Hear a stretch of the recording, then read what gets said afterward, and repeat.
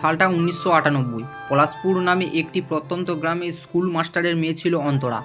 নামটি যেমন মিষ্টি, দেখতেও ততটা সুন্দরী। পড়াশুনো তো বেশ মেধাবী ছাত্রী, জিওগ্রাফি বিষয়ে অনার্স করে প্রস্তুতি নিচ্ছে চাকরির। তবে প্রত্যন্ত গ্রামে বেড়ে ওঠা দারুণ পরিবার থেকে তাকে চাকরির সম্মতি দেওয়া হয় না। তারা দুই বোন, এক ভাই, বাবা মা। কোনো রকম সংসার চলে টেনে টুনে। তাই কলেজের পরীক্ষা শেষ হওয়ার পরে অন্তরার মা সিদ্ধান্ত নেন তার বড় মেয়েটির বিয়ে দেবেন। অন্তরার ইচ্ছা না থাকা সত্ত্বেও পরিবারের দিকে তাকিয়ে তাকে রাজি হতে হয়। বেশ কিছু সম্বন্ধ আসতে থাকে, তবে মেয়েকে কিছুতেই পছন্দ হয় না। প্রথমত মেয়ের বাবার অর্থাভাব এবং দ্বিতীয়ত অন্তরার একটি দোষ, সে সুন্দরী হলেও শ্যামলা গড়নে। এই কোনো পাত্রপক্ষের বিয়ে দিতে রাজি হন না। শেষমেশ যখন কোনো উপায় না পেয়ে অন্তরার বাবা হাল ছেড়ে দিতে বসেছেন, সেই সময় গ্রামের এক লোক মারফত তার কাছে একটি সম্বন্ধ আসে। ব্যবসায়ী পরিবার, বাবা মায়ের একটি ছেলে, তারা অন্তরাকে দেখতে আসে এবং তাদের পছন্দ হয়। পাত্রের কোনো দাবি দাওয়া নেই, তা দেখে অন্তরার বাবা বেশ খুশি হয়। এরকম নির্ঝঞ্ঝাট পরিবারের মেয়ের বিয়ে দিতে রাজি হয়ে যান। অন্তরা বেশ খুশি ছিল। বরের নাম সৌম্যজিৎ, আপাতত কোনো কাজ করে না, পারিবারিক কাপড়ের ব্যবসা দেখাশোনা করে। ছেলে সুদর্শন, নিম্ন বিনয়ী আচরণ, তা দেখে বেশ খুশি হয় অন্তরার মা বাবা। আগামী মাসে 18 তারিখে খুব ধুমধাম করে দুজনের বিয়ে হয়। অন্তরা শ্বশুরবাড়িতে বেশ সুখেই দিন কাটাতে থাকে। সৌম্যজিৎ অন্তরাকে চোখে হারায়। আজ দামি গহনা তো কাল দামি শাড়ি, পরশু কোথাও ঘুরতে যাওয়া, এইভাবে তাদের দিন কাটতে থাকে। অন্তরা এরকম স্বামী শ্বশুর বাড়িতে নিজেকে খুব সৌভাগ্যবতী মনে করে। দাম্পত্য জীবনে অন্তরার সুখ যেন উথলে ওঠে। বিয়ের 1 বছর মাথায় অন্তরা হঠাৎ অসুস্থ হয়ে পড়ে। ডক্টর টেস্ট করে জানান অন্তরা মা হতে চলেছে। এরকম খুশির সংবাদ শুনে শ্বশুর, শাশুড়ি, স্বামী সবাই খুব খুশি হয়। শ্বশুরবাড়িতে অন্তরার আদর যত্ন আরও দ্বিগুণ হয়ে ওঠে। অন্তরা মা হতে চলেছে একথা শোনার পর থেকেই স্বামী, শ্বশুর, শাশুড়ি সবাই তার খুব খেয়াল রাখতে থাকে। প্রেগন্যান্সি চলাকালীন সময়ে টক, ঝাল, মিষ্টি যা খেতে ভালো লাগে তাই আনা হচ্ছে। নিয়মিত ডাক্তারি চেক আপ চলছে, এমনকি পাড়া প্রতিবেশীরাও আসতে থাকে খবরাখবর নিতে। এইভাবেই 5 মাস কেটে যাওয়ার পর অন্তরা শাশুড়ি মা স্থির করেন তার বৌমার স্বাদের অনুষ্ঠান করবেন। অনুষ্ঠানের আয়োজন শুরু হয়ে যায়। সকাল থেকে অন্তরা স্বামী, শ্বশুর সবটা সামলায়। ইতিমধ্যে অন্তরা শ্বশুরবাড়ির আত্মীয় স্বজনেরা এসে পড়েন। অন্তরার বাবা মা, ভাই বোন সবাই আসে, সাথে ফল, মিষ্টি ও কাপড়। অনেক প্রতিবেশীদের নিমন্ত্রণ জানানো হয়। সবাই মিলেমিশে খুব ধুমধাম করে অন্তরার স্বাদের অনুষ্ঠান চলতে থাকে। মধ্যাহ্নভোজের আয়োজন অন্তরার জন্য গরম গরম সাদা ভাত, মুগের ডাল, 5 রকম ভাজা, মাছের কালিয়া, মাংস কষা, চাটনি, পাঁপড়, রসগোল্লা, মিষ্টি দই এসব থাকে। সারাদিন খুব আনন্দে কেটে দিন শেষে যে যার বাড়ি ফিরে যায়। অন্তরা শ্বশুর শাশুড়ি নিজের ঘরে চলে গিয়ে বিশ্রাম নিতে। অন্তরার ঘরে এসে ভারী গহনা কাপড় ছেড়ে হাঁপ ছেড়ে বাঁচল। ইতিমধ্যে তার চোখ পড়ল হাতের সোনার কঙ্কনের দিকে, যা তার শাশুড়ি মা তাকে আশীর্বাদ স্বরূপ আজ উপহার দিয়েছেন। তা বারবার ঘুরিয়ে ফিরিয়ে দেখলে সে তারপর তা খুলে রেখে শুতে গেল। অন্তরা স্বামী সৌম্য ঘরে এসে বলল, কি গো, এখনো ঘুমাওনি? ঘড়ির দিকে তাকিয়ে দেখেছো 12টা বাজতে চলল। ডাক্তারবাবু তোমাকে তাড়াতাড়ি ঘুমাতে বলেছেন। মা ও বাচ্চা দুজনের স্বাস্থ্য ভালো থাকবে। অন্তরা বলল, হ্যাঁ, এই তো শুয়ে পড়বো, তোমার জন্য অপেক্ষা করেছিলাম। বর বলল, আচ্ছা তুমি শোও, আমি তোমার মাথায় হাত বুলিয়ে দিচ্ছি। এইভাবে কিছু সময় যাওয়ার পর অন্তরা ও তার স্বামী ঘুমিয়ে পড়ে। কিন্তু এত কিছুর মাঝে একটা বিষয় লক্ষণীয় হলো, অন্তরা কিছু একটা বিষয় নিয়ে দুশ্চিন্তা ভুগছে। কিন্তু বিষয় কি তা সে নিজেও জানে না। সুন্দর পরিবার, স্বামী প্রিয়, তার মনে কিসের দুশ্চিন্তা সে বোঝে না। এইসব আকাশে পাতলা ভাবতে ভাবতে কখন ঘুমিয়ে পড়েছে বোঝেনি। কিসের চিন্তা হচ্ছে অন্তরার? এটা কোনো সমূহ বিপদের আগাম সংকেত না তো? হঠাৎ ভোর 4টে নাগাদ অন্তরার ঘুম ভেঙে যায়। তার জল পিপাসা পেয়েছে, কিন্তু কাল রাতে জল রাখা হয়নি। তাই সে জল খাওয়ার জন্য রান্নাঘরের দিকে যায়। জল নিয়ে ফিরে আসার পর তার চোখ পড়ে শ্বশুর শাশুড়ির ঘরের দিকে। দরজাটা খোলা।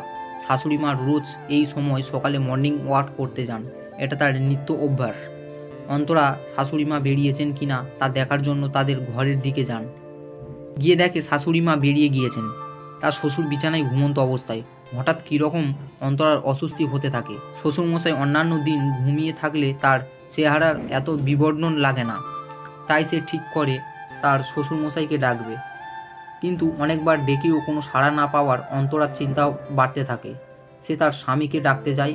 সৌম্য ঘুম ভেঙে অন্তরার মুখে সব শুনে পরিমরি করে বাবার ঘরে ছুটে আসে এবং সে নাড়ি স্পন্দন চেক করে বুঝতে পারে যে বাবা আর এই ইহলোকের মায়া ত্যাগ করেছে। কিছুক্ষণের মতো ডক্টর আসেন, এসে জানান অন্তরা শ্বশুরমশাই গত রাতে ঘুমের মধ্যে হার্ট অ্যাটাক করেছেন।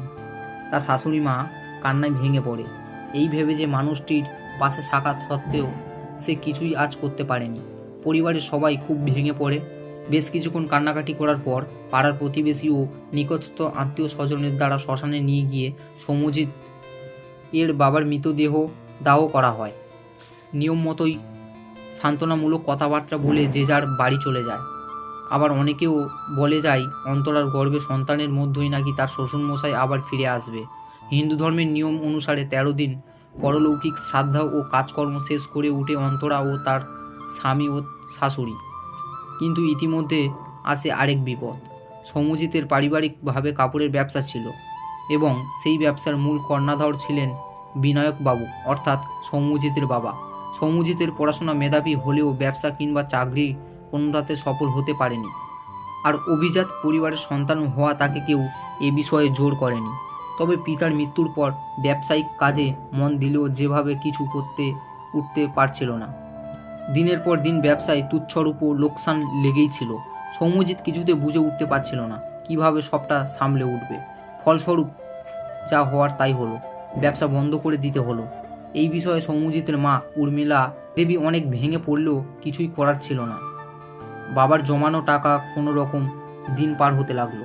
এইভাবে আরও 3 মাস কেটে গেল, কিন্তু কোনো আশার আলো দেখা গেল না। জমানো টাকা প্রায় শেষ হওয়ার পথে। এদিকে অভিজাত পরিবারে বেড়ে ওঠা সৌম্যজিৎ কিছুতেই এরকম দারিদ্রতা মেনে নিতে পারছিল না। এদিকে অন্তরারও মাতৃত্বকালীন সময়ের অনেক ওষুধ প্রয়োজন ছিল, যা কেনার মতো পর্যাপ্ত অর্থ ও সৌম্যজিতের কাছে ছিল না। সে নিজেকে খুব অসহায় মনে করছিল, তাই না পেরে বিভিন্ন জায়গায় চাকরির ইন্টারভিউ দিতে থাকে। কিন্তু 32 বছর বয়সী সৌম্যজিতের কোনো এক্সপেরিমেন্স না থাকায় কলকাতায় বিভিন্ন কোম্পানি তাকে রিজেক্ট করতে থাকে। সে ভেবে পাচ্ছিল না কি করবে। এমন সময় অন্ধকার জীবনে আসার আলো হয়ে এলো একটা খবর। সৌম্যজিৎকে একটা চাকরির খবর দিল তার বাল্যবন্ধু প্রণবেশ। একটা সময় স্কুলে একসাথে সহপাঠী থাকলেও এখন প্রণবেশ ভিন্ন রাজ্যে মুম্বাইতে কাজ করে। মুম্বাইতে একটি প্রাইভেট সেক্টর কোম্পানিতে সে কর্মরত। সেই সৌম্যজিতের জন্য একটি ব্যবস্থা করে দেয় চাকরির, এমনকি মুম্বাই আসার জন্য ট্রেনের টিকিটের খরচও সে বহন করবে কথা দেয়। এমনকি সেও জানায় সেখানে কম পয়সার মেস আছে, যেখানে থাকা খাওয়ার বাবদ মাস গেলে মাত্র 1000 টাকা দিতে হয় আর মাইনে 10,000 টাকা। তাই সে চাইলেই অনায়াসে মানি অর্ডারের মাধ্যমে বাড়িতে টাকা পাঠাতে পারবে আর তার জীবনে সমস্ত অভাব দূর হয়ে যাবে। এমনকি তার আগত সন্তানেরও ভালো রকম খেয়াল রাখতে পারবে। শুধু একটি মাত্র শর্ত, কোম্পানির একটি চুক্তি করবে, সেই চুক্তিতে লেখা থাকবে সে 5 বছরের আগে বাড়ি ফিরতে পারবে না। এই সমস্ত কথা প্রণবেশ একটা চিঠিতে লিখে পাঠায়। সব পড়ে সৌম্যজিতের মন চলাচলে দুলতে থাকে। এদিকে সে ভাবে তার সন্তান ও স্ত্রীকে দেখভাল করবে, আর বিধবা মায়ের দেখাশোনা বা হবে কি করে। আবার অন্যদিকে ভাবে সংসারের এই অভাবের দিন চলবে কিভাবে। নানান রকম দিক ভাবতে ভাবতে সৌম্যজিৎ স্থির করে সেই চাকরিটি করবে। এই বিষয়ে মা ও স্ত্রীর সাথে আলোচনা করলে তারা দুজনেই না করে দেয়। তারা জানান এখানে থেকে কিছু কাজের ব্যবস্থা করতে। সৌম্যজিৎ তাদের বোঝায় এই পাড়া গ্রামে থেকে কিছু হবে না, শুধুমাত্র কিছুদিন পর না খেতে পেয়ে ধুকতে ধুকতে মরতে হবে। আর সে এও আশ্বাস দেয় মাঝে মাঝে বাড়ি এসে সবাইকে দেখে যাবে। আসলে সে কোম্পানির চুক্তিটি বাড়িতে জানাতে চাইছিল না। সৌম্য পাল্টা চিঠিতে বন্ধুকে জানাই তার ট্রেনের টিকিটের ব্যবস্থা করতে সে মুম্বাই আসতে চায়। ঠিক সেই মতো 7 দিনের মধ্যে ট্রেনের টিকিট এসে পৌঁছায়, তাতে কিছু নগদ টাকা, আরেকটি ছোট চিঠি। তাতে লেখা আছে, বন্ধু এই টাকাগুলো তুই সাথেই রাখ, এই দুর্দিনে তোর কিছুটা কাজে লাগবে। আর ট্রেনের সময় পরশুদিন দুপুর 1:30 পলাশপুর স্টেশনে থাকে। যাওয়ার জন্য স্থির হতেই সে তার মা ও স্ত্রীকে সব জানায়। কিন্তু কিছুতেই তাদের মন সায় দিল না। দিন যত এগোচ্ছিল অন্তরার অশ্রুপাত আরও বাড়ছিল। কিন্তু এছাড়া সৌম্যজিতের কাছে আর কোনো উপায় ছিল না। তার শুধু মনে মনে একটি আফসোস হচ্ছিল, নিজের নবজাতক সন্তানকে সে দেখে যেতে পারবে না। কিন্তু কি আর করার, বিধাতার হয়তো এমন হয়েছে। যাওয়ার দিন আগে রাতে অন্তরার চোখের জল ফেলতে ফেলতে বলছিল, এছাড়া কি আর কোনো উপায় নেই? সন্তান হওয়ার সময় তোমাকে পাশে পাবো না, আর তারপর যদি আমি মারা যাই তাহলে আর কখনো তোমার সাথে দেখা হবে না। তাই শেষ একবার তোমাকে ভালো করে প্রাণ ভরে দেখতে চাই, ছুঁতে চাই, ভালোবাসতে চাই। অন্তরার আকুতি সবই বুঝতে পারছিল তার স্বামী। তারও তো ইচ্ছে করছিল না নিজের অন্তঃসত্ত্বা স্ত্রীকে রেখে ভিন্ন দেশে পাড়ি জমাতে। কিন্তু অভাবের কাছে ভালোবাসাকে, আবেগকে মাথা নত করতেই হয়। এখানেও তাই হলো। বুকের ভেতর একডোলা কষ্ট মোচড় দিলেও সৌম্যজিৎ হাসি মুখে জানালো, চিন্তা কি পাগলি, তোমার সৌম্য খুব তাড়াতাড়ি তোমার কাছে ফিরে আসবে। আর তারপর আমরা সবাই মিলে সুখে সংসার করব। আমি, তুমি, আমাদের সন্তান। অন্তরা স্বামীর বুকে মুখ গুঁজে চোখে জল ফেলতে ফেলতে বলল, ঠিক আছে, আমি তোমার অপেক্ষায় থাকব। এরপর কি হতে চলেছে অন্তরার সৌম্যজিতের জীবনে? ওরা কি আদৌ আর এক হতে পারবে, নাকি আবার ওদের জীবনে আসতে চলেছে কোনো ভয়ঙ্কর বিপদ?